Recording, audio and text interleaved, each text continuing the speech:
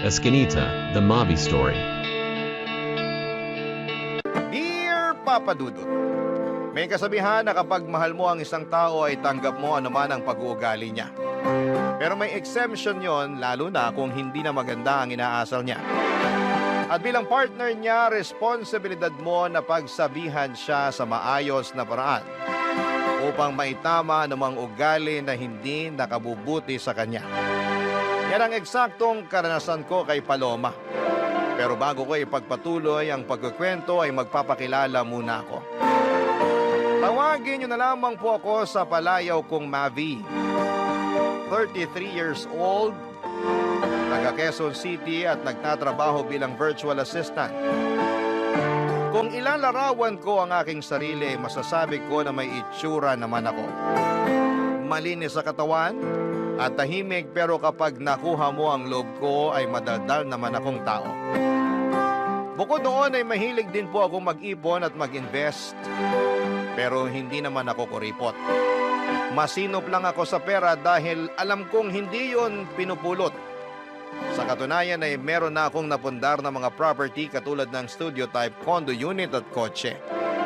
Tumutulong din ako sa pagpapaaral sa aking mga kapatid at merong kaunting savings, insurance at investments.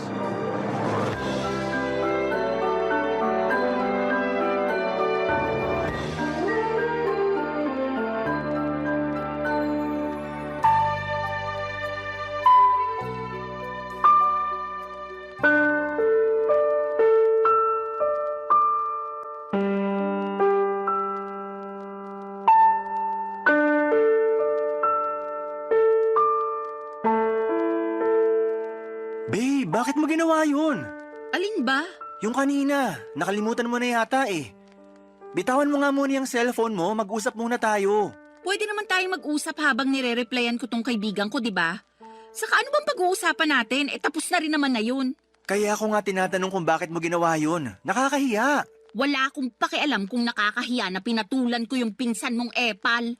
Ang tagal ko nang nagtiis sa pagpaparinig niya sa Facebook na social climber ako ganito-ganyan. Sumusobra na siya. Kaya ayun, nung nakita ko siya kanina sa party, di na ako nakapagtimpi. Lalo patingin-tingin pa siya. Patingin-tingin pang gagat, bubulong-bulong pa sa mga kasama niyang mukhang hipong katulad niya. Babe naman. Huwag ka sa akin magalit. Hindi mo ba narinig yung sinabi ko? Narinig ko, pero di pa rin tama na hindi ka nagtimpi. Yung pinsan mo ang pagsabihan mo kasi sumusobra na siya. Bala ko rin talagang kausapin yung pinsan ko. Pero meron ka bang ebidensya na ikaw talaga yung pinariringgan niya sa Facebook? Hindi mo ba nababasa yung mga post niya? Hindi ako madalas mag-Facebook. Tsaka may nabasa ako isang beses pero wala namang binanggit doon na pangalan mo. Meron ba? Wala. Oh, wala naman pala eh. Pero alam ko, patama sa akin yun kasi tinatamaan ako eh. Saka alam nating lahat na unang beses pa lang na pinakilala mo kami sa isa't isa, mainit na talaga ang dugo niya sa akin. Akala yata ng gagang yun, hindi ako mapagpatol. Akala ko rin hindi ka mapagpatol. Kaya di mo ko masisisi kung bakit ako nagkakaganito. Ako yung hiyang-hiya kay tita kasi sa birthday party pa talaga ng pamangkin namin kay Umixena. Buti na lang mabait si tita dahil mas pinili niyang pagpasensyahan kayong dalawa kaysa masira yung araw. Pero grabe, nakakahiya talaga kayo. Wala na akong magagawa dyan. Meron naman eh. Sana mas hinabaan mo pa pasensya mo. Sana imbis na awayin siya na nakikita ng iba, kinausap mo na lang sa isang sulok para di na kayo nakagawa ng eksena. Sana bago ka nagdesisyon ng ganun nagsabi ka sa akin para ako na mismo yung kumausap sa pinsan ko. Boyfriend mo ako, di ba? Oo nga, boyfriend kita. Pero paano ko masasabi sa'yo, busy ka sa pakikipagtawanan mo sa mga kaibigan mong lalaki? Nakakahiya naman na istorbuhin ka, di ba? Bakit ka mahihiya? Wala namang kaso yun, lalo mahalaga naman yung sasabihin mo. Basta!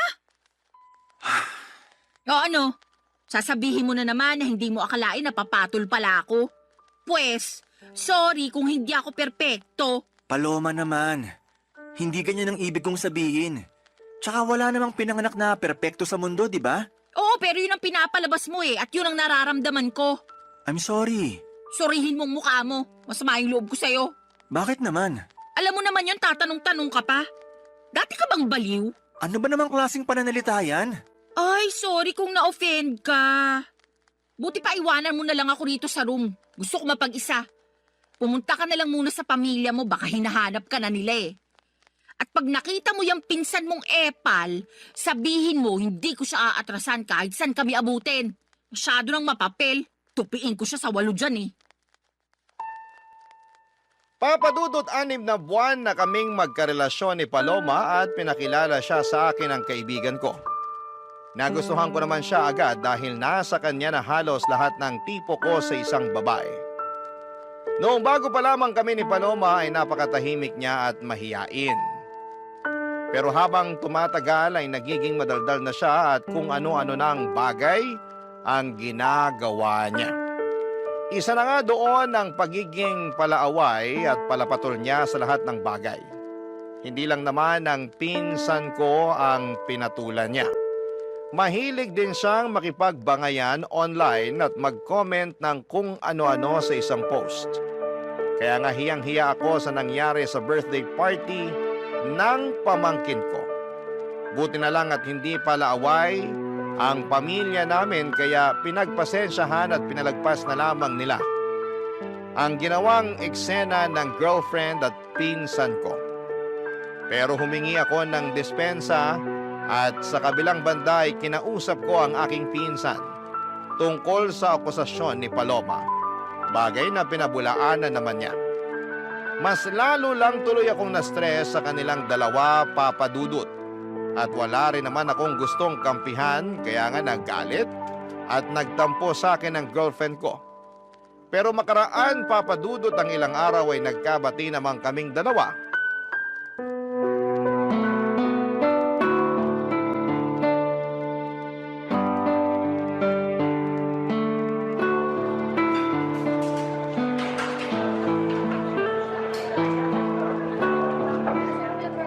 Thank you ah. Saan? Sa panlilibre mo sa akin. Nung nakaraang araw pa ako takam na takam sa burger at fries na to. Alam mo namang hindi ako basta-basta makakabili ng cravings ko dahil magkukulang yung sahod ko para sa pamilya ko. Oo, alam ko yun. Tsaka maliit na bagay lang naman tong panlilibre ko. Boyfriend mo ako, di ba? Sana sinabi mo na nung nakaraan ka pa pala nagka-crave rito para nabilhan kita. Hindi na, nahihiya rin kasi ako sa'yo. Ikaw naman? Totoo naman yun. Lagi ko kasing naiisip na ikaw yung taya sa mga labas at gala natin. Ay, kailan kaya ako makakapag-ambag ng mas malaki-laki ano? Pag nakaluwag ka na. Pero saka mo na yun isipin. Sabi ko nga boyfriend mo ko at ako ang lalaki sa relasyon. Walang kaso sa akin na maglabas ng pera kung para rin naman sa'yo. Thank you. Pero kainis talaga maging mahirap. Hirap na akong magtipid at magpigil na unahin ang sarili ko dahil sa pamilya ko. Buti sana kung thankful sila sa akin. Kaso hindi naman. May nangyari na naman ba sa bahay nyo? Oo Kanina lang bago ako umalis para makipagkita sa'yo. Nagalit na naman si nanay kasi kaunti lang daw yung binigay kong sweldo. Di raw makakabili ng 10 kilong bigas at masarap na ulam. Lagi na lang daw noodles at dilatang sardinas na bibili niya. Kaya nagagalit yung kuya kong batugan. Magagawa ko. Malaki kaltas ko ngayong cut-off Alam naman nila yan, bakit nagugulat pa sila? Tapos yung tatay ko nagtatampo kasi hindi ko man lang daw siya mabigyan ng pera pang yosi. Ayos lang ba siya? Ako pa ba bibili ng pambisyo niya? Nakakaloka. Sige lang, magkwento ka lang. Yung kuya kong batuga nangungutang sa akin, panghulog ng motor niya. Sana all may motor, di ba? Kukuha-kuha ng hulugan tapos sa akin ipapakargo kapag nagigipit sa bayaran.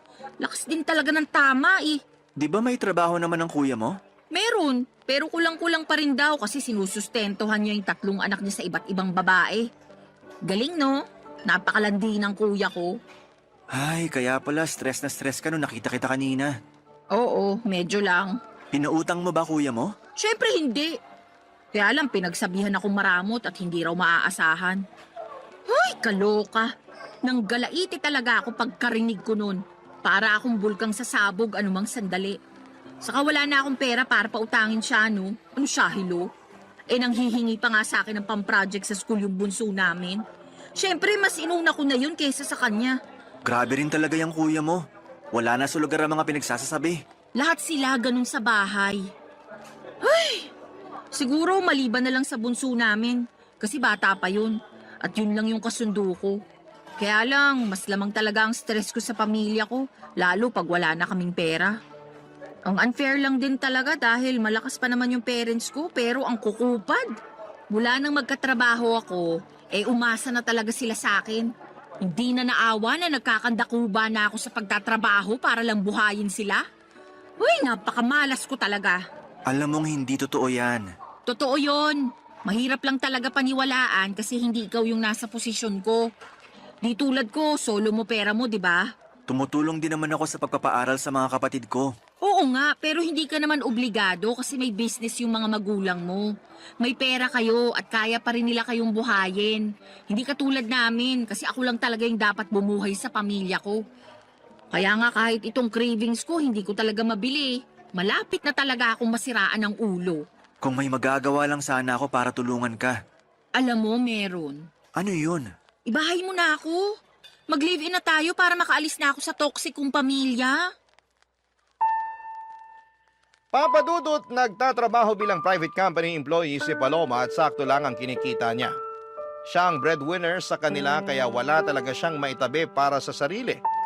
Kaya nga sa abot ng makakaya ko ay binibilhan ko si Paloma ng mga pangangailangan at kaunting luho niya. Pero hindi ko naman kayang saluhin ang lahat, lalo na yung tungkol sa toxic niyang pamilya. Kaya naisipan niya na mag-live-in na kami pero nag-alangan ako dahil sa paniniwala kong mag-asawa lang ang dapat na magkasama sa iisang bubong. Dahil doon ay naggalit na naman sa akin si Paloma. Tapos ay paulit-ulit pa akong inuusig ng aking konsensya tungkol sa mga posibilidad na sinasabi ng girlfriend ko na baka mangyari sa kanya pag hindi pa siya nakaalis sa kanila. Halimbawa noon ay baka tuluyan na siyang mabaliw o masiraan ng ulo. Kaya nga pinag-isipan ko ng mabuti ang plano niyang pagtira kasama ko. At agad ko yung pinaalam sa aking mga magulang, Papa Dudut. Barangay Love Stories. Barangay Love Stories. Papa Dudut, pinaintindi sa akin ng mga magulang ko na ayos lang na tumira kami ng magkasama ni Paloma sa isang bubong, lalo na at alam din nila ang sitwasyon ng girlfriend ko sa pamilya niya. At mas nanaig ang awa nila sa kanila kesa sa paniniwala na kinamulatan namin. Relihiyoso kasi kami pero unti-unti ay nabawasan at nagbago naman yon. Dahil sa iba't ibang kadahilanan, kaya nga pumayag na ako makipag-live-in kay Paloma. Pero may kondisyon. Bale, hindi kami magkatabi sa isang kama at sa sofa ako matutulog. Nung una ay pinagtawanan pa ako ni Paloma pero nung pinaliwanag ko sa kanya na gusto kong pangatawanan ng paniniwala ko, ay wala na rin siyang nagawa pa. Sabay pa rin naman kaming kumakain, magkasamang nanonood ng TV o di kaya ay nagluluto ng aming pagkain. Pero sa abot ng makakaya ko ay pinipigilan ko ang aking sarili na maging sobrang malapit sa kanya. Kaya lang isang araw ay nagpaalam sa akin si Paloma na gagabihin at huwag ko na raw siyang hintayin. Lalabas daw kasi sila ng mga katrabaho niya. Bagay na wala namang kaso sa akin para na rin makapag-unwind siya. Pinilit ko pa rin siyang hintayin pero sa inabot na lamang ng madaling araw ay wala pa rin siya. Kaya nakatulog na ako sa sofa at nagising na lamang noong maramdaman kong may humahawak sa aking pagka-lalaki, Papa Dudut.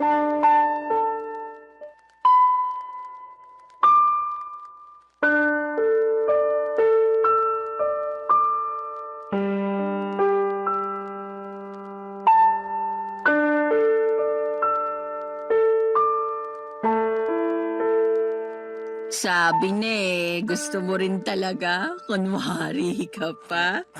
Paloma, anong ginagawa mo? Bakit mo ko hinihipuan? Sobra ka naman sa hinihipuan. Baka nakakalimutan mong girlfriend mo ko. Hindi ko nakakalimutan yon. Alam kong girlfriend kita pero totoo namang hinihipuan mo ko. Bakit? Di mo ba nagustuhan? Hindi. Kasi alam mo naman yung paniniwala ko pagdating sa bagay na yan, di ba? Oo, at nakakabwisit ka. Bakit ka nabibwisit? Napag-usapan na natin to, di ba? Sabi mo naiintindihan mo ko. Kahit tinawanan mo muna ako at inasar-asaran nung una. Totoo namang sinubukan kong intindihin. Pero habang tumatagal, pakorni ka na ng pakorni Kalalaki mong tao, nagpipigil ka, nandito na tayo Magkasama na tayo sa iisang bubong. Ba't di mo pa ako sunggaban at samantalahin? Naririnig mo ba yung sarili mo? Naman, tingin mo sa akin, bingi? Hindi, pero nakakagulat na sa katulad mo pa talagang babae galing yung mga salitang yun. Girlfriend mo naman ako at boyfriend kita. Tingin mo sasabihin ko yun sa ibang lalaki? Ano ako, gaga? Kahit na, hindi pa rin tama na ganyan ka magsalita. Irespeto mo naman ang sarili mo. Nire-respeto ko yung sarili ko, no? Saka masyado kang sensitive at makalumang tao kung umasta. Tingin mo ba may maniniwalang walang nangyayari sa atin ay nakatira tayo sa iisang bubong? Wala naman talagang nangyayari sa atin, di ba? At kung walang maniwala, hindi ko na problema yun. Basta alam ko sa sarili ko na ginawa ko yung sa tingin ko tama. Alin? Yung sakalang mag-aano kapag kasal na? Oo, Corny mo talaga. Nagsisisi na tuloy ako na sinagot kita. Masyado kang ewan eh. ikaw yung masyadong ewan. Anong sinabi mo? Alam mo na nung una pa lang ayaw ko. At iniiwasan ko makipag-live-in sa'yo hanggat di pa tayo kasal. Pero gusto mo na kamo para makaalis ka na sa pamilya mo. Pumayag naman ako, di ba? Okay lang din sa pamilya ko. Ibig sabihin, nag-adjust ako para mapagbigyan yung gusto mo. Salamat sa pag-a-adjust mo. Pero baka nakakalimutan mong may hiningi ka ring kondisyon. At yun yung hindi tayo magtabi sa kama sa pagtulog. Tama ka. At pumayag ka naman, di ba? Papaalala ko lang sa'yo. Pumayag nga ako pero ewan ko sa'yo. Hindi naman malaking pabor yun. Umasa ako na naiintindihan mo pinanggalingan ko. Pero mukhang nagkamali ako matapos mong gawin yung bagay na ginawa mo kanina lang. Bakit ba big deal pa rin sa'yo na hinipuan kita? Mukhang gusto mo rin base sa reaksyon ng ano mo kanina. Hindi ko gusto. At natural na reaksyon lang ng katawan yun. Di ko yun mapipigilan. Sus, natural na reaksyon daw. Totoo naman eh. Para kang tanga. Kalalaki mong tao, ikaw pa yung iwas ng iwas sa ganyan. Hindi ako sanay Daig mo pa yung babae kung umasta. Nasasaktan ako sa mga sinasabi mo sa akin. Kinumpara mo pa ako sa iba. Sensya na, pero ano magagawa ko? Sinasabi ko lang kung ano yung nasa isip ko. Hindi lahat ng naisip mo dapat mong sabihin. Lalo na kung makakasakit ka lang din ng kapwa. Hindi ka lang pala makalumang tao, balat sibuyas ka rin. Ay nako, ewan ko sa'yo Paloma. Mas ewan ko sa'yo, pakaarte mo. Babae na nga yung lumalapit sa'yo, ayaw-ayaw ka pa dyan. Sure na ba yan? Sige na, try lang natin. Please lang, tigilan na natin tong usapang to. Nakainom ka eh. Mabuti pa matulog ka na dun. Inaantok na rin ako. Uy, kainis ka talaga. Para kang ewan. Siguro, ayaw mo lang talaga sa akin, no? Alam mong hindi totoo yan. He, ewan ko sa'yo. Papadudot kahit na masama ang loob ko kay Paloma dahil sa ginawa niya ay mas masama pa rin ang loob niya sa pagtanggi ko sa kanya. Hindi naman kasi ganun yon, hindi sa ayaw ko siya pero iniiwasan ko lang talaga na may mangyari sa amin lalo na at hindi pa kami kasal. Alam ko baka tawagin niyo kong hipokrito at nagmamalinis dahil magka-live-in na kami ni Paloma pero ginagawa ko lang ang alam kong tama at nararapat gawin bilang isang lalaki. Kaya lang ay hindi yon maintindihan ni Paloma at gulat na gulat ako sa ugali niyang yon. Lalo pang nadagdagan ang sama ng loob ko nang insultuhin niya ako at ang paniniwala ko. Pero alam ko na meron lang din siyang pangangailangan kaya nagawa niya ang bagay na yon. In short ay pinatawad ko si Paloma at pinalagpas ko ang mga nangyari. Doon ko na naisip na mag-propose ng kasal sa girlfriend ko bagay na walang pasubanin niyang tinanggap. Papadudot mahal ko si Paloma at masaya ako dahil ikakasal na kami. Kaya lang ay makalipas ang isang linggo ay merong nangyari, papadudot.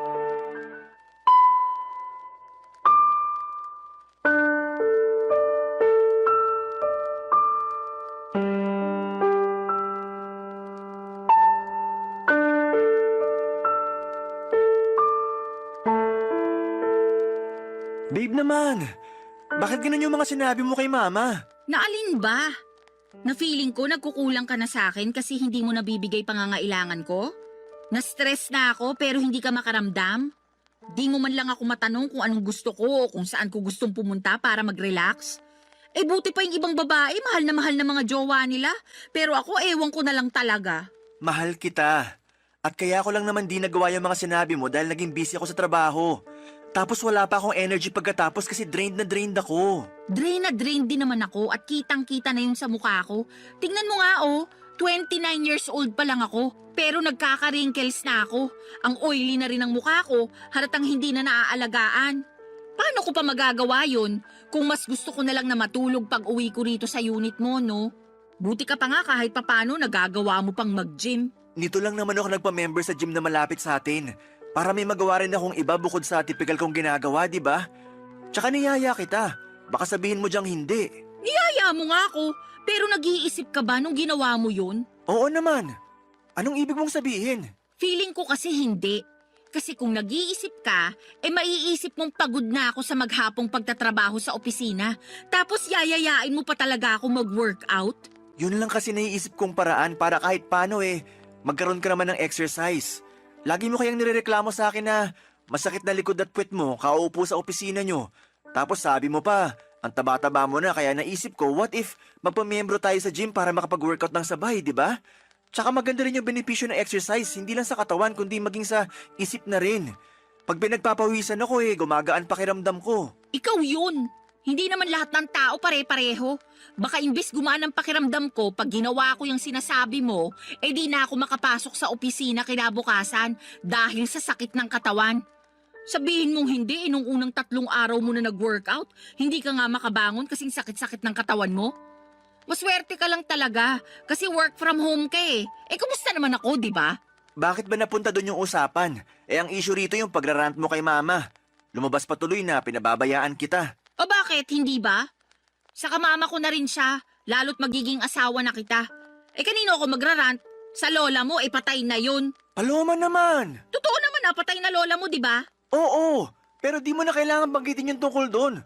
Para ka namang ewan Kung ano-ano na lang sinasabi mo. Siyempre, may bibig ako kaya may sasabihin talaga ako. Ang akin lang naman sana, ako yung una mong kinausap para nalaman ko't na itama kung may maliman. At nagawa ng paraan yung mga pagkukulang ko sa'yo. Yan tayo Gusto mo talaga sinasabi sa'yo yung dapat automatic ng ginagawa mo? Natural. Kaya ka nga may bibig para makapagsalita, di ba? Ikaw may sabi niyan kani-kanina lang. Ano pang silbi niyan kung di mo gagamitin sa tama? Ay, sumusobra ka na talaga. Ako pa yung sumusobra. Ikaw tong parang ewan dyan. Tsaka tayo yung nasa relasyon, kaya dapat sa atin pa lang inaayos na natin yung issue. Hindi na kailangan malaman nila mama. Tsaka na lang pag di na talaga natin kayang ayusin. Ano na lang sasabihin nila? Na hindi ako marunong magdala ng relasyon?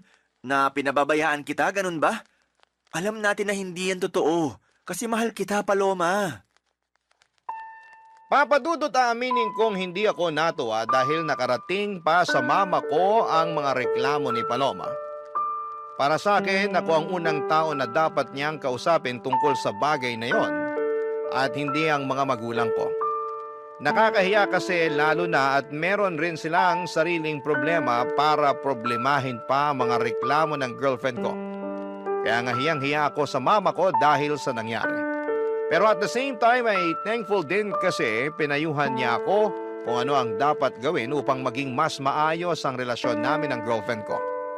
Tapos ay sinamantala ko na rin ang pagkakataon na kausapin si Paloma at ipaunawa sa kanya na hindi totoong pinapabayaan o tinitipid ko siya. Kung nabawasan man ang oras at pera na naibibigay ko sa kanya ay dahil lamang nag-iipon ako na para sa pangkasal namin. Kaya lang ay ewan ko ba sa girlfriend ko kung bakit pakiramdam niya ay pinagdadamutan ko siya. Para wala ng away ay ako na lamang ang nag-adjust. Sa abot ng makakaya ko ay binigay ko ang mga gusto ni Paloma, Papa Dudut. Barangay Love Stories. Barangay Love Stories. Papa Dudut, makalipas nga ang isang buwan ay gulat na gulat ako nang sabihin sa akin ni Paloma na nag-resign na siya sa kanyang trabaho. Ni hindi kasi niya nabanggit sa akin na may plano na pala siya na umalis. Basta sinabi lang niya na ayaw na niyang magtrabaho dahil nabuburyo at napapagod na raw siya. Pero sa kanya pa rin humihingi ng sustento ang pamilya niya. Kaya problemado siya kung paano makapagbibigay sa kanila. Kaya ako ang umako ng responsibilidad na yon dahil magiging pamilya ko na rin naman ang pamilya niya. Pero labis talaga akong nahirapan at nabigatan sa buhay noong nadagdagan ng responsibilidad na nakaatang sa aking mga balikat.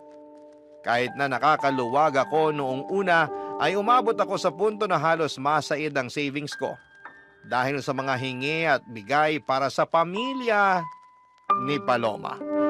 Dahil po sa mga nangyari ay nagsabi ako sa parents ko na baka hindi muna ako makatulong para sa pagpapaaral ng mga kapatid ko, bagay na nauunawaan naman nila. Nag-offer pa nga sila na pahiramin ako ng pera sakaling kailanganin ko. Sobrang bait ng mga magulang ko kaya naman hiyang-hiya ako sa kanila. Doon ko na naisipang kausapin si Paloma tungkol sa sitwasyon pero meron namang ginawa ang magaling kong girlfriend, Papa Dudut.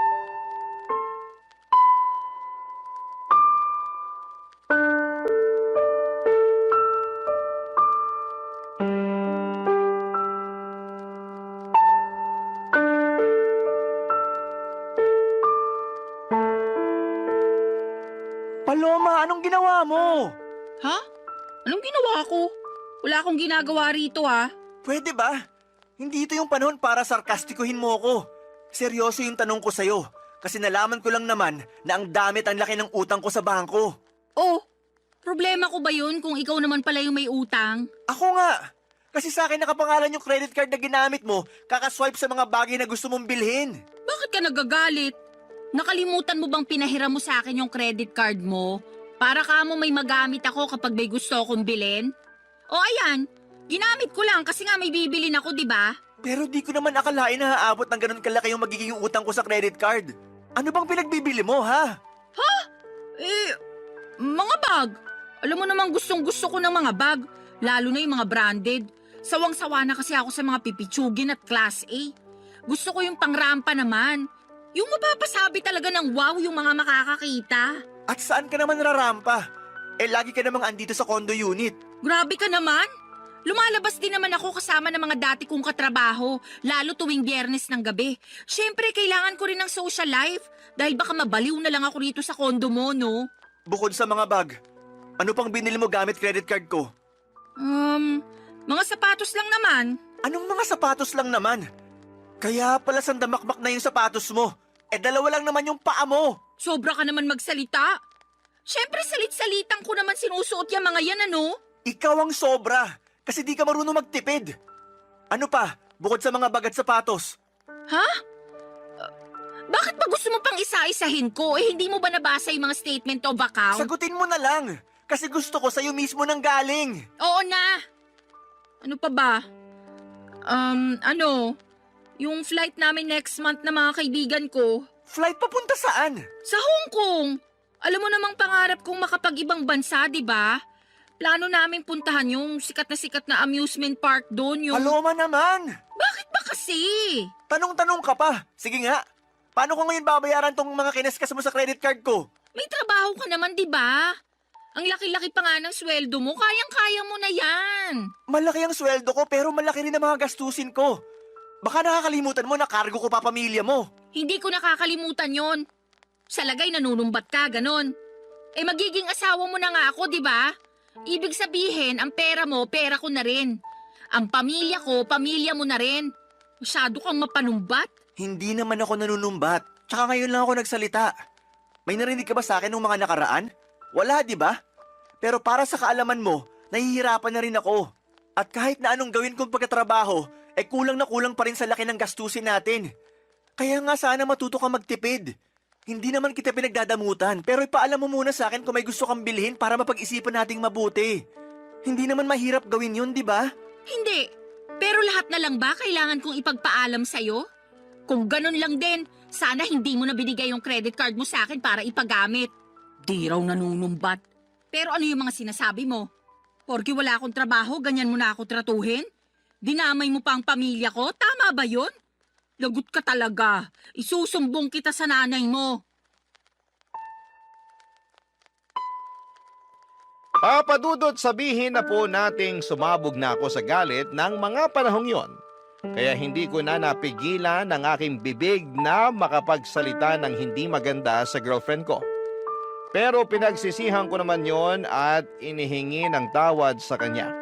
Kaya lang ay matigas ang puso ni Paloma at gusto niyang palabasin na inagrabyado ko siya. Na masakit daw akong magsalita, mayabang at mapagmataas porke ako ang kumikita sa aming dalawa. Totoo naman na ako pero hindi ako kailanman nagyabang at nagmataas sa kanya. Sa abot ng makakaya ko at pangunawa ay sinusustentuhan ko siya at ang pamilya niya habang nag-iipon ng pangkasal namin at pinagsasabay na bayaran ng iba pang mga gastusin sa araw-araw naming pamumuhay. Kaya naman alam kong ako ang agrabyado rito at may karapatan akong magsabi ng mga hinanakit ko. Aaminin kong hirap na akong pakisamahan si Paloma dahil napakabigat niyang dalhin. At sa araw-araw na lamang na ginawa ng Diyos ay palala ng palala ang kanyang pag-uugali, Papa Dudut.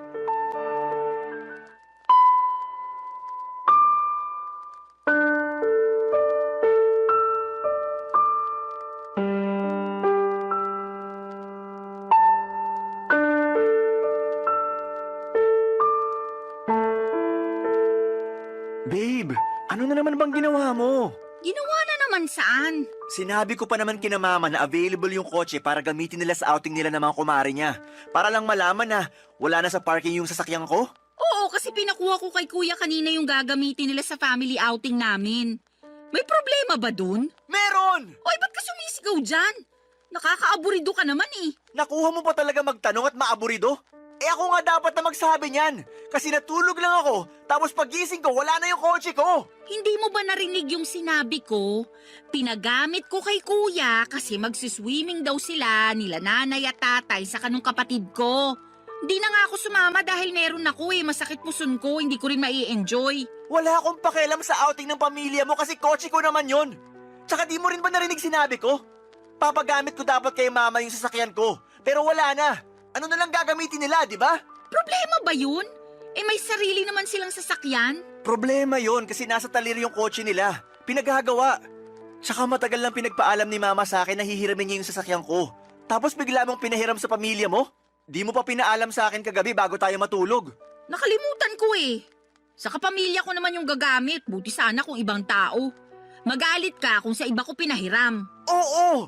Parang yung pagpapagamit mo ng credit card ko sa mga kaibigan mo nung nag-book kayo ng flight, di ba? Akala ko ba nakapag-move on ka na dun? At saka binabayaran naman nila kahit hulugan. Kalmahan mo lang. Hindi ko na alam kung paano kumalma kasi malapit na ako mapuno rito. Kaso ang unfair dahil laging ako yung mali. Kapag nagsalita ako, lagi mo binabalik sa akin na mapanumbat ako, ganito, ganyan. Tama ba yun?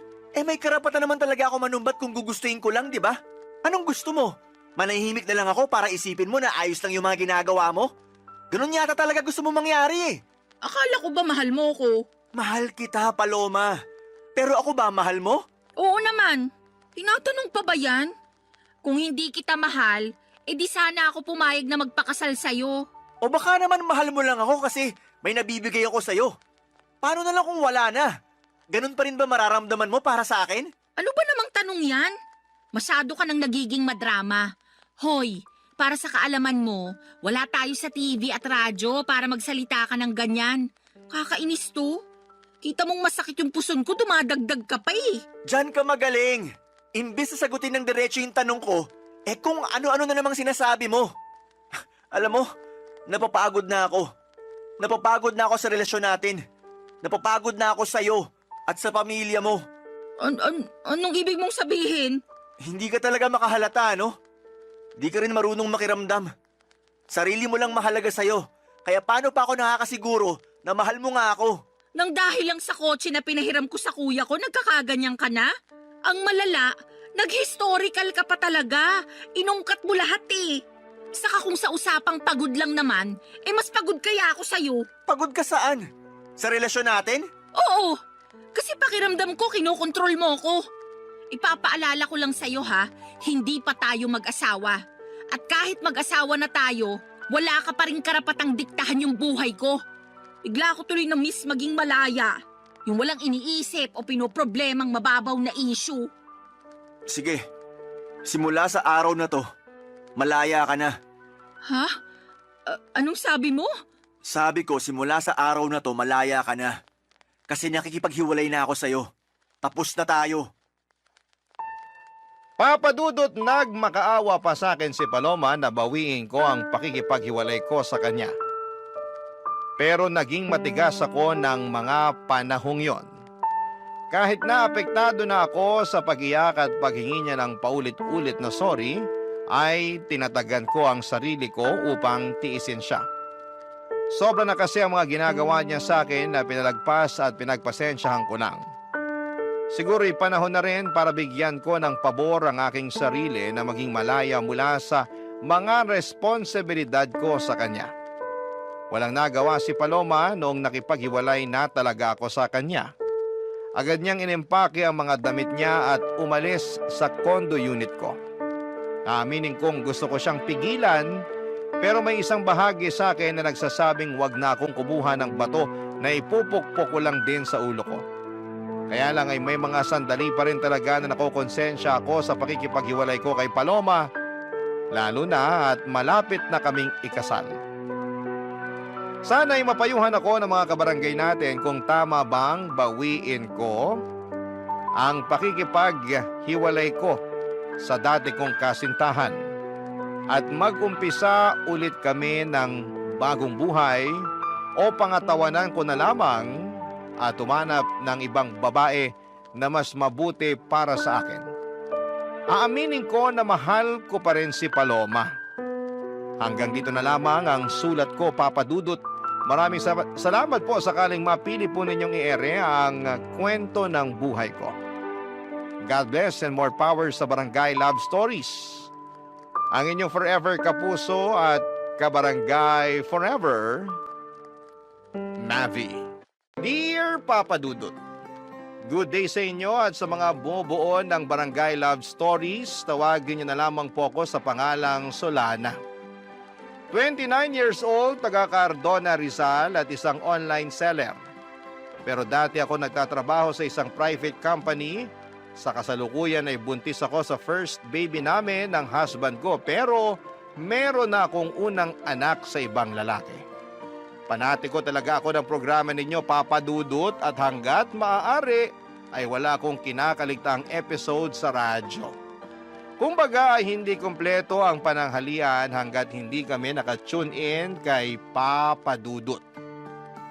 Tapos isang araw ay naisipan kong magpadala ng sulat sa inyong programa upang marinig ko namang umere ang sarili kong kwento. Kahit naman paano ay merong makukuhang aral at inspirasyon ang mga kabarangay natin sa mga karanasan ko sa buhay. Magsisimula ang lahat taong 2023 kung saan ay sa edad kong 27 years old ay gustong-gusto ko nang mag-asawa. Kaya lang ay wala pa nga akong boyfriend noon, bagay na nakadagdag pa sa aking frustration. At palagi ko yung sinasabi sa aking nanay, Papa Dudut.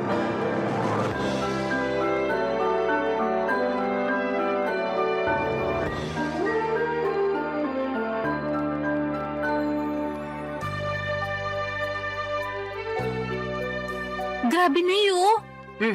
Anong grabe? Yung classmate ko nung elementary at high school, mag-aapat na yung anak. Tignan niyo yung post niya dito sa Facebook. Pinakita niya yung pregnancy test niyang positive. Dami nga nag-congrats sa kanya. Talaga? Tingin nga. Guling, di ba? Kasing edad mo lang din yan, ano? Mas matanda po ako ng 1 taon sa kanya. Ibig sabihin, 26 years old pa lang siya, tapos nakaapat na anak na. Mismo. Naku, napakasipag naman nila mag-asawang gumawa ng bata.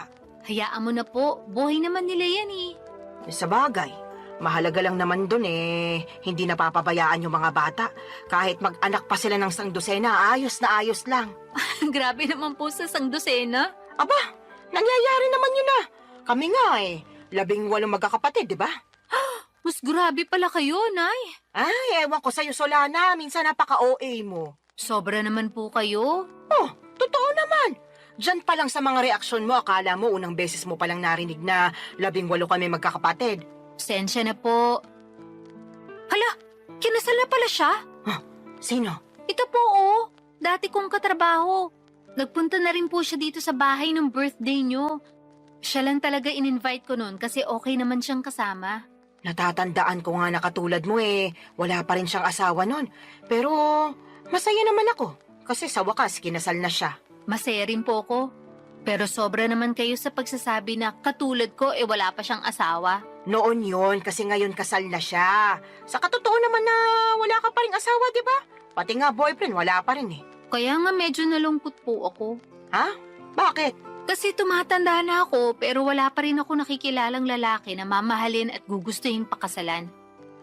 Ay, ayoko pong tumandang dalaga at mamatay na hindi pa nararanasan ang sarap ng buhay. Pinagsasasabi mong sarap ng buhay ang hirap kaya magkaanak lalo na sa panahon ngayon, ano?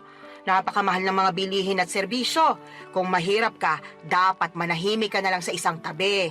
Siyempre, pagsisikapan naman po namin na magiging asawa ko yung pamilya na bubuuin namin. Hindi namin ipaparanas sa magiging anak namin yung hindi magandang buhay. Eh, sa bagay, di naman kita mahahadlangan kung ramdam mo na dyan sa mga buto-buto mo na gusto mo nang mag-asawa at bumuo ng sarili mong pamilya. Kahit na mahirap ang buhay, masarap pa rin na meron kang asawa at mga anak. Kaya, sige, humayok at maghanap ka na ng magiging boyfriend. Siguraduhin mo lang na yung mapipili mo yung lalaking responsable, marunong sa pamilya, mabait, may pangarap, hindi lang para sa sarili, kundi lalong-lalo na sa inyong magiging anak nyo. At higit sa lahat, hindi mapanakit. Nako, subukan ka lang niyang saktan. Lalatiguhin ko pati mata niya. Si nanay talaga, wala pa nga eh. Sinasabi ko lang sa'yo yung gagawin ko kapag maling lalaking napili mo. Kaya ayusin mo paghahanap ng matinong mapapangasawa, ha? Boyfriend po muna, wala pa nga akong boyfriend eh. Ah, kala ko, diretso kasalan kasi atat na atat ka na dyan eh. Nay talaga, O bakit? Totoo naman sinasabi ko ah. sinabi ko bang hindi? Buti na yung nagkakaliwanagan. Masyado talaga kayo mapangasar. Para namang di mo ko kilala. Mapang-asar talaga ako at nasa iyo na lang kung maaasar ka. Ay, pero seryoso nak. Kung anong magpapasaya sa'yo, gawin mo. Marami-rami ka na rin sinakripisyo para sa pamilya natin. Panahon na para mapagtuunan mo naman ang pansin ng sarili mong buhay. Papa Dudut, masyado kasi akong naging tutok sa pagtulong sa pamilya namin simula mawala ang aming tatay. Bata pa kami noon at talagang ginapang kami ni nanay sa paghahanap buhay. At bilang panganay sa 3 magkakapatid ay sadya kong kinalimutan ang pagla-love life at ang aking sarili.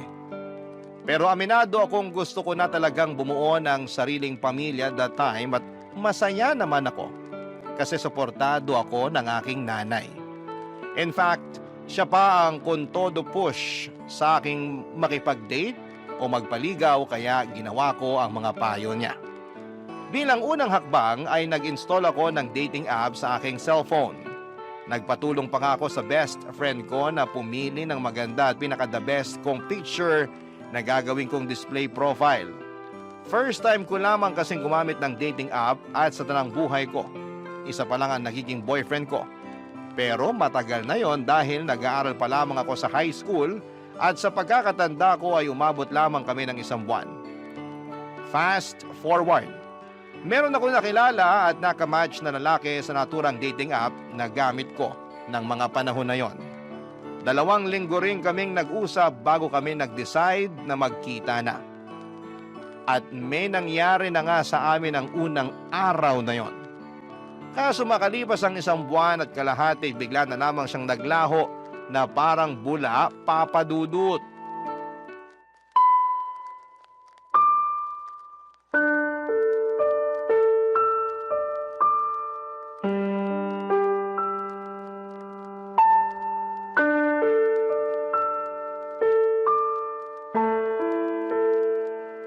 Nay, minulto niya ako.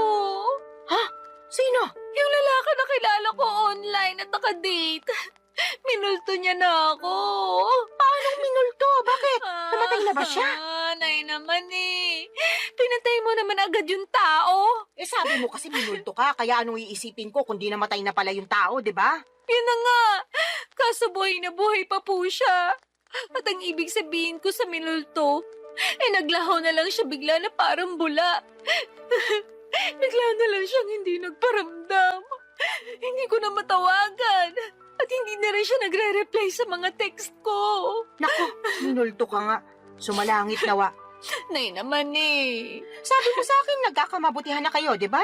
Opo. Akala ko rin papunta na kami sa pagiging mag-boyfriend-girlfriend kasi okay naman yung date namin. Nagsabi pa nga siya na plano niya akong ligawan at pumayag naman ako. Kaya lang... Kaya lang ano? Nawala siya bigla pagkatapos niya makuha sa akin yung pagkababae ko. Hala ka! Ibig mo sabihin, sinabi mo ng perlas ng silanganan? Opo! Ako nalintikan na. Teka, Nay, nasusuka ako. Ay, sinasabi ko na nga ba? Pumunta ka doon sa lababo. Doon ka sumuka. Naku. Ay, hindi kaya buntis ka? Pwede po ba yun? Oo naman. May nangyari sa inyo kamo. Tapos nagkakaganyan ka. Malamang buntis ka. Niregla ka na ba? Hindi pa nga po eh. Mag-iisang linggo na. Nalinti ka na talaga. Paano nga po kung buntis ako? Ano nang gagawin ko? Bigla akong tinakasan ng tatay ng anak ko. Hindi ko alam kung anong gagawin mo, pero siguraduhin mo muna na buntis ka nga. Magano ka? Mag-pregnancy test. Ayoko po. Anong ayaw mo pinagsasasabi mo dyan? Natatakot po ako eh. Paano kung positive? Wala na tayong magagawa dyan. Saka na lang nating isipin kung ano yung susunod nating gagawin kapag totoo na buntis ka nga. Pesting buhay naman oh. Ngayon pa talaga nangyari to kung kailan bigla namang nawala yung nakabuntis sa akin. Kasalanan mo rin naman kasi. Sana bago ka bumuka ka dyan, sinigurado mo muna na gumamit ng proteksyon yung lalaking yon. Oh, kita mo nangyari. Tingin ko, nakatunog yun na mabubuntis ka niya. Kaya biglang naglaho na parang bula. Wala naman po sanang kaso kahit mabuntis niya ako eh. Kaya lang ang kiniinis ko, iniwan niya ako bigla. Akala ko pa naman nagkakaintindihan na kami. Na mahal na namin ang isa't isa. Pero mukhang hindi po pala ganon. Hindi talaga. Kasi nakuha na niya yung gusto niya sa'yo.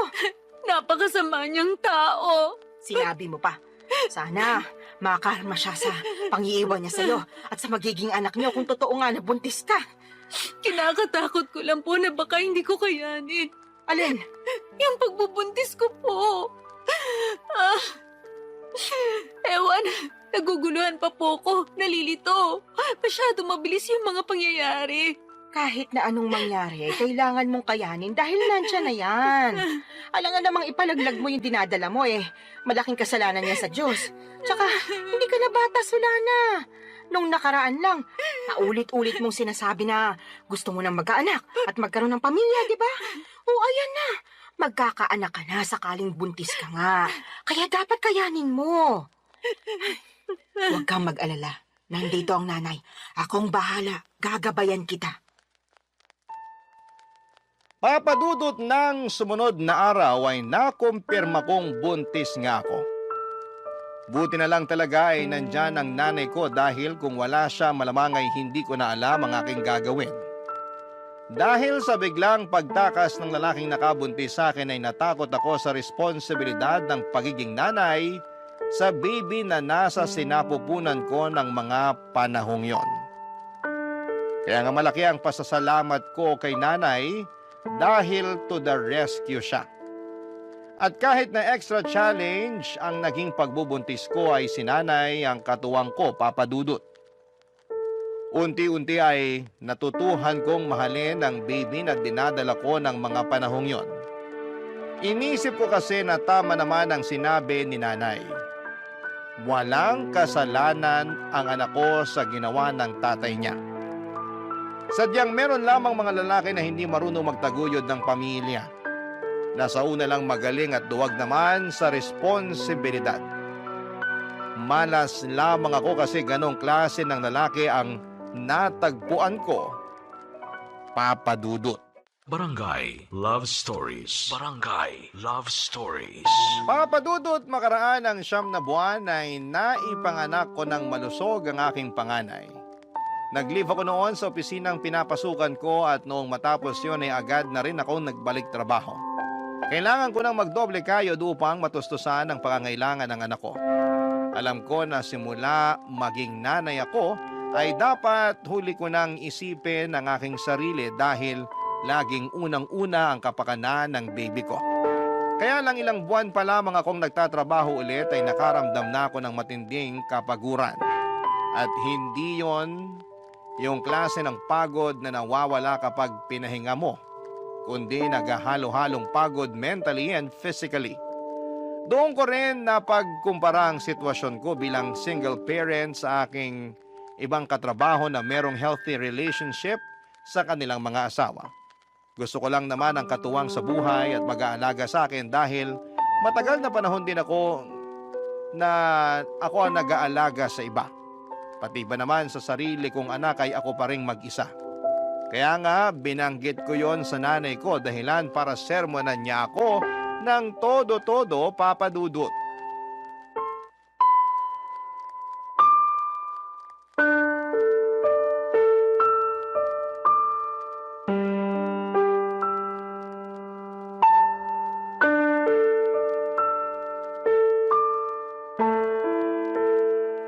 Nay, pagod na po ako.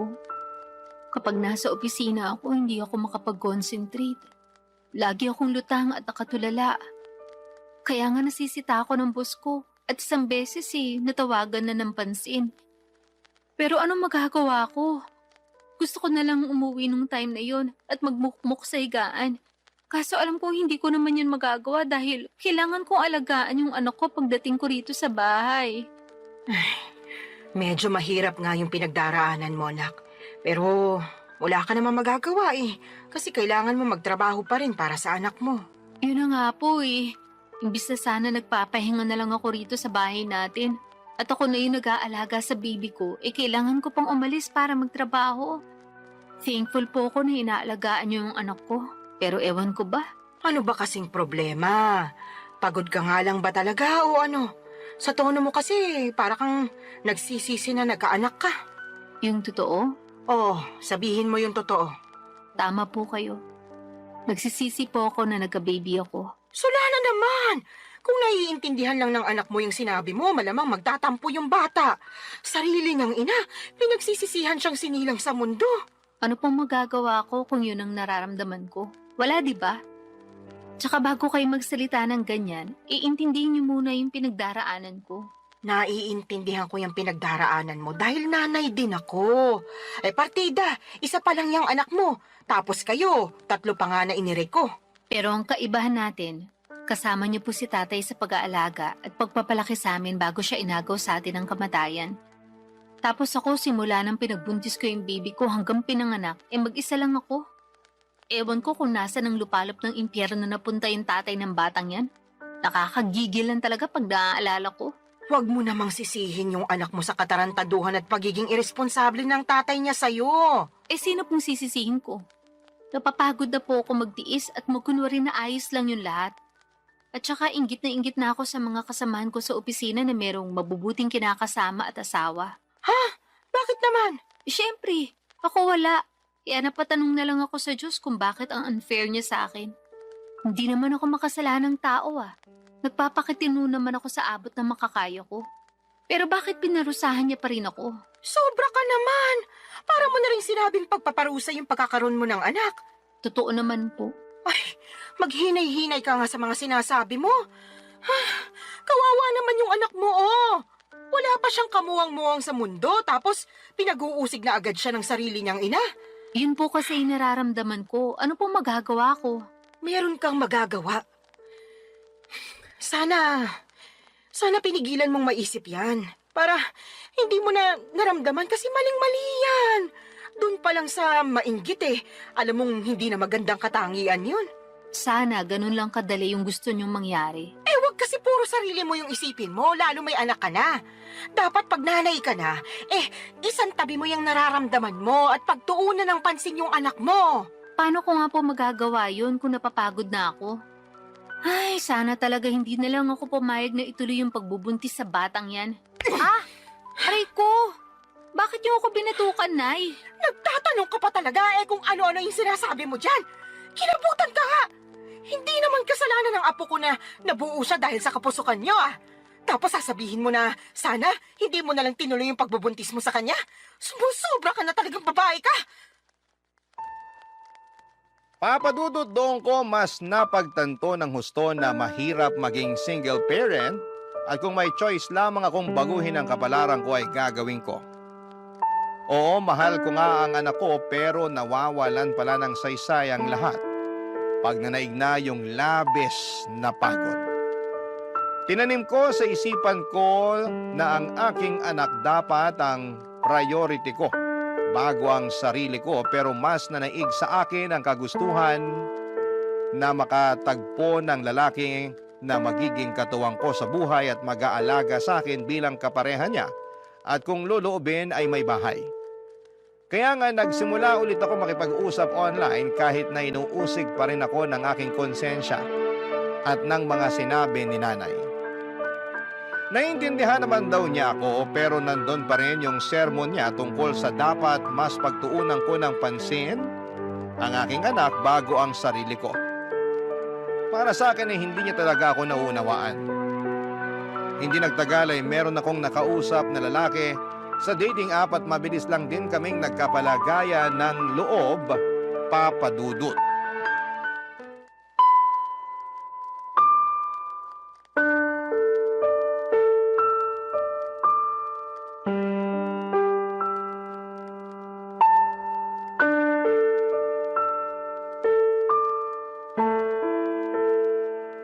Anong sinabi mo, Solana? Pakiulit nga kasi parang nabingi yata ako. Nay naman eh. Ulitin mo kundi mababatukan kita. Sabi ko po, willing akong sumama sa lalaking nakakausap ko kung yayayain niya akong makipag-live-in sa kanya. Anong sinabi mo? Sasama ka sa lalaking yun eh. Paano yung anak mo? Sige nga. Yun nga po ang gusto kong pag-usapan natin. Kasi hindi ko masasama yung anak ko. Ni hindi ko pa nga sinasabi sa kanya na may anak na ako kasi, ewan, ayoko lang. Pakiramdam ko pag ginawa ko yun, baka mawalan siya ng gana sa akin. Kasi bihira lang naman yung lalaki na nagkakagusto at sumiseryoso sa mga single mom. Kahit na. Mahalaga pa ba yon? Opo, mahalaga yun kasi mahal ko na siya. Sa lagay, mas pipiliin mo pa yung lalaking yun kaysa sa sarili mong anak, Solana. Hindi ko naman po inaalis yung pagiging nanay ko sa anak ko. Gusto ko lang po magsimula ng panibagong buhay. Magsimula ng panibagong buhay na hindi kasama yung anak mo, ganun ba? Opo, Kanino mo naman iiwan yung apo ko, Aber? sa inyo po. Ay, anak ka naman ng teteng. Ayaw niyo po ba? Napakagagamong babae ka. Ano ba namang pag-iisip meron ka? May pasabi-sabi ka pa na hindi mo inaalis pagiging nanay mo sa anak mo pero ipapaalaga mo sa akin. Kahit na mahal ko yung apo ko, ikaw pa rin na nanay niya yung dapat na mag-alaga sa kanya. Alam ko naman po yun. Pero hindi ko na po siya kayang alagaan. Ano bang pinagsasasabi mong babae ka? Paano di mo kayang alagaan eh? Hindi naman mahirap alagaan yung anak mo. Napakabait niyang bata, normal din siya. Walang karamdaman, kaya paano mo nasasabi yan? Tatapatin ko na po kayo, Nay. Ayoko na po sa anak ko na yan kasi bunga siya ng pagkakamali. Oo, wala siyang kasalanan. Pero hindi ko lang talaga siya mapigilang sisihin sa ginawa ng tatay niya sa akin nung araw. At kahit na anong gawin ko paulit-ulit lang na bumabalik yung pangiiwan sa akin ng lalaking yun sa tuwing nakikita ko yung anak namin. Kaya sabihin niya, paano ako makakausad? Gusto ko nang kalimutan yung pangyayaring yun. At ito lang yung paraan na pwede kong gawin. Napakapangit ng paraan mo sa totoo lang. Pangit na po kung pangit, pero desperado na ako. Tsaka wag po kayo mag-alala, kasi susustentuhan ko pa rin naman yung anak ko. Magtatrabaho pa rin ako ng mabuti para sa kanya. Pwede ka namang magtrabaho ng mabuti nang hindi mo siya kinakailangang iwanan sa akin eh. Ewan ko ba naman sa'yo, nak? Bakit ganyan ka mag-isip? Awang-awa tuloy ako sa anak mo kasi nagkaroon siya ng nanay na katulad mo. Para sa kaalaman mo ha, hindi lang perang pambili ng pangangailangan niya yung dapat na binibigay mo sa anak mo. Kailangan din niya ng pagmamahal mula sa'yo. Pero hindi ko na nga po kayang ibigay yun sa anak ko. Kaya kayo na lang po yung magbigay nun sa kanya. Naniniwala naman po ako na marami kayo nun sa puso nyo. Yung sa akin kasi, ubus na para sa anak ko. At kung meron man pong natitira, konti na lang. Tapos para na lang yun sa sarili ko. Mahirap namang magbigay ng pagmamahal sa iba kung hindi ko uunahing mahalin yung sarili ko, hindi ba? Ibang klase mga katwiran mo, bulok at baluktot. Papadudot parang kinurot ang aking puso sa iyak ni nanay dahil sa naisip kong iwanan ang anak ko sa kanya para makisama sa lalaking nakilala ko online. At kahit na sinosustentuhan ko pa rin naman ang bata ay hindi pa rin sapat yon. Pero kahit na anong gawin kong Pagsaalang-alang sa sitwasyon ay nadaig pa rin ako ng aking damdamin. Mas nanaig ang kagustuhan kong sumama sa lalaking nakilala ko at magsimula ng panibagong buhay. Alam ko po na maraming magagalit sa akin ng mga kabarangay natin dyan at may mga magsasabi na hindi ko naman talaga mahal ang anak ko. Mahal ko ang anak ko pero mas mahal ko ang aking sarili ng mga panahong yon. At kahit na pangit pakinggan, paano ko makapagbibigay ng pagmamahal sa iba kung hindi ko naman uunahing mahalin ang sarili ko kahit nakapalit noon ay ang pagtakas sa responsibilidad ng pagpapakananay sa aking panganay, Papa Dudut. Barangay Love Stories. Barangay Love Stories. Papa Dudut, hindi nagtagal ay sinagot ko na nga ang lalaking nanliligaw sa akin at makaraan lang ang isang buwan ay niyaya na niya akong makipag-live-in. Bale, tumira kami sa Taytay Rizal dahil doon naman siya nagtatrabaho. Hindi alam ng live-in partner ko na meron akong anak sa unang lalaki. At sa totoo lang ay gusto ko na talagang hindi niya malaman, pero alam ko na wala namang lihim na hindi nabubunyag. Kaya sa huli ay inamin ko sa kanya ang totoo dahilan para magalit siya sa akin. Hindi dahil may anak ako sa ibang lalaki kundi dahil hindi raw ako naging tapat sa kanya nung una pa lamang. Naintindihan ko naman ang pinanggagalingan ng galit niya, kaya humingi ako ng tawad. Hindi niya rin ako natiis dahil mahal niya ako at ang tanging hiling lang niya ay ipakilala ko sa kanya ang anak ko, kaya sinama ko siya sa bahay ng nanay ko sa Cardona, Rizal. At laking gulat ko dahil masayang-masaya siya pagkakita sa aking anak. Kaya lang ay marami pa rin kaming bagay na hindi pinagkakasunduan habang nagpapatuloy ang aming pagsasama. Katulad na lamang noong isang beses na nag-away kami dahilan para mag-alsa balutan ako't umuwi sa aking nanay, Papa Dudut.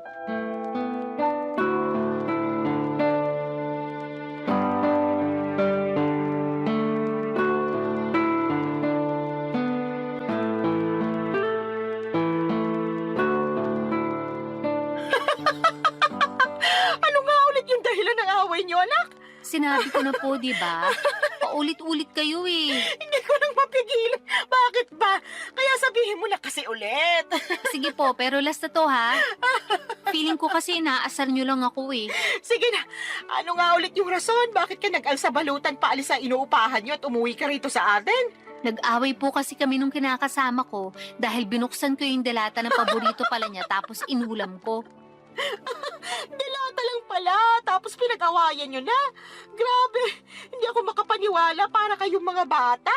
Hindi ko naman po kasi Ay, sinasadya na mabuksan yun. At saka siya naman may sabi na mag-ulam na lang daw ako ng delata dahil hindi nga siya nakapagluto. Nagkataon na overtime ako sa work. Tapos siya naman nagbago oras ng shift niya. Kaya umalis siya na maaga. Syempre, bilang wala na ring lakas magluto pa, naisip ko nga magbukas na lang ng delata. Ano ba kasing delata yon? Sardinas ba? Corned beef po, yung medyo mamahalin na brand. Hindi mo ba alam na paborito niya yon? Alam ko po na paborito niya yun. Pero hindi ko naman akalain na magagalit siya sa akin ng gusto dahil lang sa dilatang yun. As in, galit na galit siya. More on, tampo na para bang batang nagmamaktol yung lolo niyo. Akala mo kung sinong inapi. Ginising pa talaga ako para pagdabugan. Matapos niya makitang nasa basurahan na yung delata na inulam ko kagabi. Nagkataon na isang piraso na lang yun, tapos plano niya raw ulamin pag uwi niya. Anong ginawa mo pagkatapos? Syempre, nagalit din ako kasi para siyang tanga. Kagigising ko lang nun tapos naalimpungatan pa ako sa sigaw niya. Tapos bubungaran niya ako ng sermon kesyo ganito ganyan. Aba, hindi rin po ako nagpatalo. Kaya sinagot ko siya para ipagtanggol yung sarili ko. Hanggang sa lumala na yung away namin at nakapagsalita na kami ng hindi maganda sa isa't isa. Hindi ko na po nagustuhan yung mga sinabi niya. Nilayasan ko na siya. Pambihira talaga mga kabataan ngayon. Maliit na bagay pinalalaki kaya dumarami yung hiwalayan eh. Alam ko naman po na mababaw lang yun. Pero nasobrahan eh. Kung kinausap niya lang sana ako na maayos, baka lumabas pa ako at binilan siya ng paborito niyang delata. Di sana wala kaming problema. Hindi sana kami nagkasakitan sa mga sinabi namin sa isa't isa. Kaya lang, hindi ganun yung nangyari. At hindi ko kayang intindihin na ganun siya umusta porque paborito niya yung dilatang kinain ko nang hindi sinasadya. Tama rin naman yung mga sinabi mo. Dilata lang naman yun. Kaya nga po. Tsaka sobrang sama lang talaga ng loob ko sa kanya. Sa dinami-rami ng tao na magsasalita sa akin ng ganun, siya pa talaga. Ayun, hindi na ako nakatiis, kaya nilayasan ko na siya. Hindi talaga maiiwasan yung pagkakaroon ng hindi pagkakaintindihan sa relasyon. Pero sana, huwag niyong hayaan na sirain ito yung pagsasama ninyo. Tama rin na umalis ka doon para makapag-isip-isip kayo pareho. Magpalamig ka muna rito habang malayo kayo sa isa't isa. Pero huwag niyong patagalin yung away ninyo. Hindi yun maganda. Ewan ko, Nay. Mahal ko naman po siya pero masakit talaga mga sinabi niya sa akin. Biruin niyo, sabihin ba naman ako matakaw kasi naubos ko rin yung dilata niya? Gutom na nga ako noon. Kahit naman ako na gutom, baka maubos ko rin yon. Yun na nga po. Medyo sumobra lang siguro yung reaksyon ng kinakasama mo para lang sa isang delata. Sa lagay, mas matimbang pa yung pagmamahal niya sa paborito niyang pagkain kaysa sa'yo na kinakasama niya. Tumpak ka dyan, Nay. Naku, pag pumunta yun dito, makakatikim talaga sa akin yun ng sermon.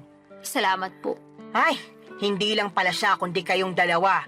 Bakit naman po ako nasali dyan? Syempre, pareho kayo nasa relasyon At gusto ko lang ipaintindi sa inyo na hindi na kayo bata para pag-awayan yung ganong klase ng mababaw na bagay. Ay, umayos kayo, kundi pag-uuntugin ko na talaga kayo. Papa Dudut, alam ko naman na mababaw lang ang dahilan ng pag-aaway naming yon. At pwede namang maayos kaagad kung may isa sa amin na magpapakumbaba. Pero pareho na kaming kinain ng matinding emosyon. Noong araw ding yon ay pinuntahan ako at sinundo ng kinakasama ko sa Cardona at nakipagbati sa akin. Humingi rin siya ng sorry kay nanay dahil naabala pa namin siya. Pero ayos lang naman sa nanay ko, sa halip ay pinayuhan niya kami na pag-usapan ng mga bagay-bagay at huwag na huwag agad paiirali ng galit. Kaya nga ginawa namin ang lahat para ayusin ang pakikipagkomunikasyon sa isa't isa para hindi na maulit ang mga nangyari. At masasabi ko na mabuti ang resulta noon sa pagsasama namin. Meron pa rin namang mga misunderstanding pero mas alam na namin kung paano yon ayusin. Saka pansin ko na sobrang mahal din talaga ng kinakasama ko ang aking anak sa ibang lalaki. At nakikita ko yon sa tuwing bumibisita kami sa bahay ni nanay. Kaya nga nagustuhan na rin siya ng nanay ko para sa akin bilang kinakasama. Pero nitong March 2025 lang ay may sinabi ako sa nanay ko na labis niyang kinabigla, Papa Dudut.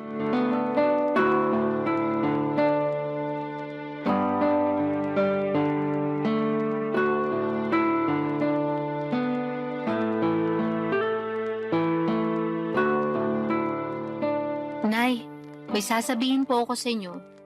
Pero huwag kayong mabibigla Depende kung sasabihin mo maganda ako, matagal ko nang alam yon. Puro kayo biro. Sa tingin mo nagbibiro ako? Nakakasakit ka ng damdamin Siyempre, maganda po kayo. Kanino pa po ba ako magmamana kundi sa inyo lang, di ba? Yan, sige, utuin mo pa ako. Ano ba kasi yung sasabihin mo at may pasabi-sabi ka pa ng huwag akong mabibigla? Tungkol po sa amin ang kinakasama ko. Ang totoo, niyaya niya na ako magpakasal kahit sa West lang daw po muna. Para lang magkaroon na ng basbas yung pagsasama namin. Talaga? Naku, mabuti naman! Ano sinabi mo? Pumayag ka ba? Siyempre, opo. Tuwang-tuwa nga ako Ako rin tuwang-tuwa kasi sa wakas ikakasal ka na, nak. Dati-rati, pangarap mo lang yung maikasal tapos ayan na, mangyayari na. Kaya nga malaki talagang pasasalamat ko sa Diyos. Kasi dininig niya yung panalangin ko, nabigyan niya ako ng matinong lalaki. Yung magiging asawa ko, magiging tatay ng mga anak namin, at makakasama ko hanggang tumanda kami. At nangyari na nga yun. Buti na lang naging matyaga ka sa paghihintay. Opo. Pero may isa pa po pala akong sasabihin. Meron pa bukod sa sinabi mo na ikakasal ka na? Ganun na nga po. O sige, ano ba yon? Pinag-usapan po namin ang kinakasama ko. Nakukunin na namin yung anak ko at isasama sa inuupahan namin. Gusto po niya na isang buong pamilya na kami at handa naman siyang ampunin yung bata para siya na ang kilalaning ama. Ayos lang po ba sa inyo yun? ba yan? Siyempre ayos na ayos sa akin. Hindi po ba kayo malulungkot kasi papapalayo na kayo sa apo nyo? Ano bang klaseng tanong yan? Natural malulungkot ako. Pero sino ako para ipagkait sa apo ko na magkaroon ng tatay at nanay sa kanyang paglaki, di ba? Kaya nga malaki talaga yung pasasalamat ko dyan sa kinakasama mo kasi mahal na mahal yung anak mo. Tingin ko nga, mas mahal niya pa yung apo ko kaysa sa'yo eh. Mahal ko rin naman po yung anak ko. Pero aminado ko naging gagalang ako sa pagdidesisyon nung araw.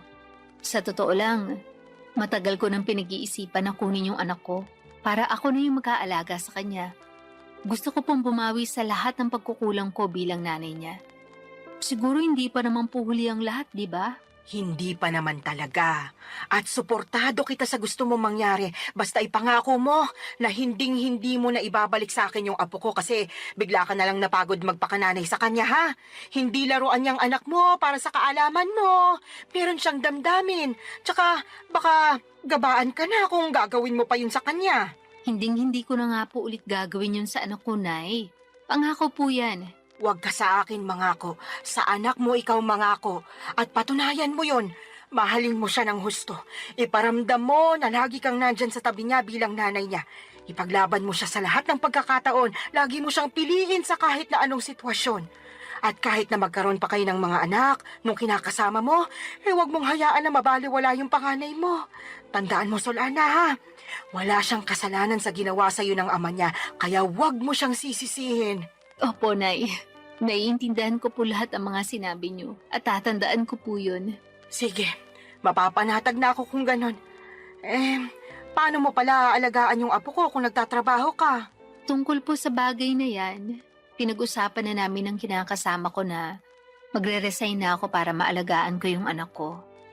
Sinabi ko kasi sa kanya na gusto kong bumawi sa anak ko dahil malaki nga yung nagawa kong kasalanan sa kanya nung araw. Katulad nyo, sinuportahan din po ako ng kinakasama ko. Papa Dudut, alam kong hindi ako naging perpektong magulang sa anak ko noong araw, pero sa kasalukuyan ay ginagawa ko naman ang lahat upang makabawi sa kanya. At yun naman ang mahalaga, hindi ba? Sising-sisi ako sa nagawa kong pangiiwan sa kanya noon, nang mas pinili ko ang aking sarili ngunit masayang-masaya naman ako. Dahil naalagaan ko na siya ngayon, katuwang ang aking kinakasama na ngayon ay asawa ko na. Hindi pa rin naman nagsawang sumuporta at tumalalay sa akin si nanay, lalo na at buntis ako sa panganay namin ng mister ko. Alam ko na mas magiging challenging ang pag-aalaga ng dalawang maliit na bata, kaya sinabi ni nanay na pupuntahan niya ako sa inuupahan namin para alalayan pagkapanganak ko. Doon pa lang ay naiyak na ako at nag-uumapaw ang saya ng puso ko. Mas lalo ko na-appreciate ang aking nanay sa totoo lang. At alam ko na marami pa akong matututuhan sa kanya mula sa mga karanasan niya kung paano maging mabuting ina. Maraming salamat po, Papa Dudut, sakaling mapili po ninyong i-ere ang istorya ng buhay ko. Sana po'y kinampulutan po ito ng aral at inspirasyon ng mga kabarangay natin. God bless sa inyong programa sa Barangay Love Stories. Patuloy kayong magbigay ng aliw sa ating mga kabarangay. Ang inyong forever kapuso at kabarangay, Solana.